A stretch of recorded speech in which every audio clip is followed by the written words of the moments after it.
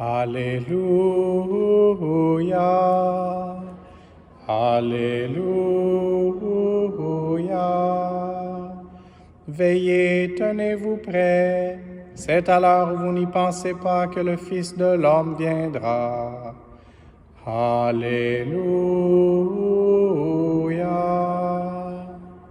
Le Seigneur soit avec vous. Évangile de Jésus-Christ selon saint Matthieu. En ce temps-là, Jésus disait à ses disciples, « Veillez, car vous ne savez pas quel jour votre Seigneur vient. Comprenez-le bien, si le maître de maison avait su à quelle heure de la nuit le voleur viendrait, il aurait veillé et n'aurait pas laissé percer le mur de sa maison. Tenez-vous donc prêts, vous aussi. C'est à l'heure où vous n'y penserez pas que le Fils de l'homme viendra. Que dire du serviteur fidèle et sensé, à qui le Maître a confié la charge des gens de sa maison, pour leur donner la nourriture en temps voulu? Heureux ce serviteur que son Maître, en arrivant, trouvera en train d'agir ainsi. Amen, je vous le déclare, il l'établira sur tous ses biens. Mais si ce mauvais serviteur se dit en lui-même, « Mon Maître tarde », et s'il se met à frapper ses compagnons, s'il mange et boit avec les ivrognes, alors quand le Maître viendra, le jour où son serviteur ne s'y attend pas, et à l'heure qu'il ne connaît pas, il l'écartera et lui fera partager le sort des hypocrites. Là, il y aura des pleurs et des grincements de dents. Acclamons la parole de Dieu.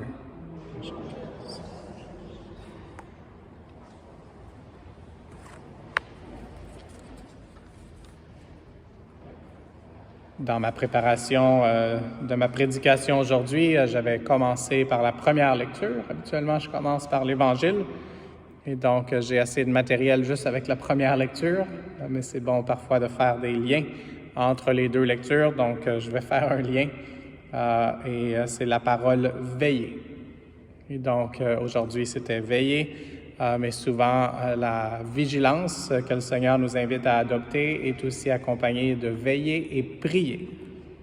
Et dans la lecture qu'on vient d'entendre des Corinthiens, il y a beaucoup de passages qui sont très beaux et qui m'ont touché personnellement, et c'est ça que je veux partager avec vous aujourd'hui.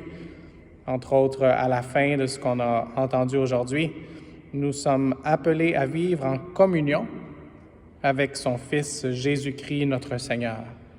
Et si chacun de nous, on est en communion avec le Seigneur, ça veut dire qu'on va être en communion les uns avec les autres. Et c'est le souhait, c'était même le testament spirituel de Jésus lui-même.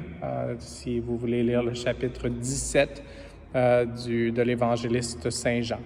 Et donc la communion est un désir cher au Seigneur et ça devrait être un désir cher à nous. On devrait demander la grâce d'avoir les mêmes désirs que Dieu lui-même. Et ensuite, un autre des passages qui m'a touché, aucun don de grâce ne vous manque. Et parfois, dans les moments difficiles, puis il y a des gens qui se tournent vers Dieu plus souvent dans les moments difficiles, on se demande « Et où ta grâce, Seigneur? » Et puis, dans la prière qu'on a écoutée au début, tout de suite après l'acte pénitentiel, on a dit « Nous t'en prions, Seigneur, que ta grâce nous devance et qu'elle nous accompagne toujours. » Et donc, c'est une prière qu'on fait, mais c'est aussi la réalité. La grâce du Seigneur est toujours avec nous. Et avec le mot « grâce », il y a aussi la gratuité. Il n'y a rien qu'on peut faire pour acheter la grâce de Dieu. Dieu nous l'offre, Dieu nous la donne, Dieu se donne à nous d'une façon gratuite et complète.